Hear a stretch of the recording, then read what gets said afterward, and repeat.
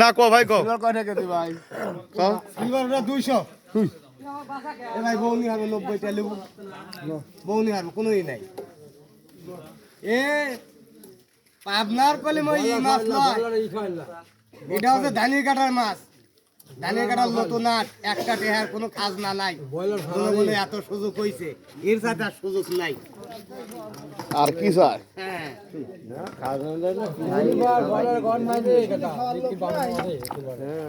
সেই বাজারের কথা কইছো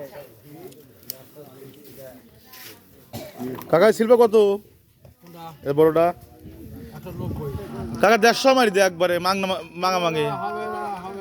হবে না এ বাতাস আসতে ঠান্ডা লাগতেছে মাছ আর লোক বাজার লোক আসবে না